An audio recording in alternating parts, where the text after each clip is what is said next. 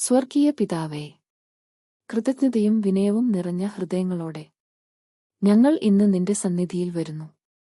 നിന്റെ അനന്തമായ സ്നേഹത്തിനും കരുണയ്ക്കും നന്ദി. ഞങ്ങളുടെ ജീവിതത്തിലേക്ക് നിന്റെ വിശുദ്ധ സാന്നിധ്യം കടന്നുവരണമേ.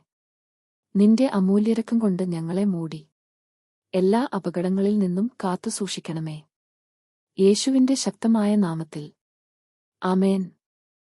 ജീവിതത്തിൽ പലപ്പോഴും ഭയവും ആശങ്കയും അനിശ്ചിതവും നമ്മെ അലട്ടുന്നു. എന്നാൽ ഓർക്കുക, നമ്മുടെ ദൈവം ഉറങ്ങുന്നവൻ അല്ല. അവൻ നമ്മെ ഒരിക്കലും കൈവിടുകയുമില്ല. ദൈവം നമ്മുടെ അഭയവും കോട്ടയും ആകുന്നു. നമ്മൾ അവനിൽ ആശ്രയിക്കുമ്പോൾ അവന്റെ സംരക്ഷണം എപ്പോഴും നമ്മോടൊപ്പം ഉണ്ടായിരിക്കും. സങ്കീർത്തനം 91:1-4 വരെയുള്ള വാക്യങ്ങൾ നമുക്ക് ആവർത്തിച്ചു വായിച്ചു പ്രാർത്ഥിക്കാം. അത്യുന്നതന്റെ സംരക്ഷണത്തിൽ വസിക്കുന്നവനും സർവശക്തന്റെ തണലിൽ കഴിയുന്നവനും കർത്താവിനോട് എന്റെ സങ്കേതവും എന്റെ കോട്ടയും ഞാൻ ആശ്രയിക്കുന്ന എന്റെ ദൈവവും എന്നു പറയും.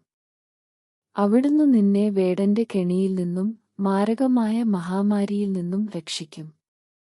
തന്റെ തൂവലുകൾ കൊണ്ട് അവിടുന്ന് നിന്നെ മറച്ചുകൊള്ളും. അവിടുത്തെ ചിറകുകളുടെ കീഴിൽ നിനക്ക് അഭയം ലഭിക്കും. അവിടുത്തെ വിശ്വസ്തത നിനക്ക് കവചവും പരിചയം ആയിരിക്കും. പ്രാർത്ഥിക്കാം. സ്വർഗീയ പിതാവേ, ഞങ്ങളുടെ പ്രാർത്ഥന കേട്ടതിന് നന്ദി. ഞങ്ങൾ കടന്നുപോകുന്ന ഓരോ ഇടങ്ങളിലും നിന്റെ സംരക്ഷണം തരുമെന്ന് ഞങ്ങൾ വിശ്വസിക്കുന്നു. നിന്റെ ദൂതന്മാരാൽ ഞങ്ങൾക്ക് ചുറ്റും കാവൽ ആയിരിക്കണമേ. ഞങ്ങളുടെ ഹൃദയവും മനസ്സും കാത്തു സൂക്ഷിക്കണമേ. എല്ലാ ദോഷങ്ങളിൽ നിന്നും ഞങ്ങളെ രക്ഷിക്കണമേ.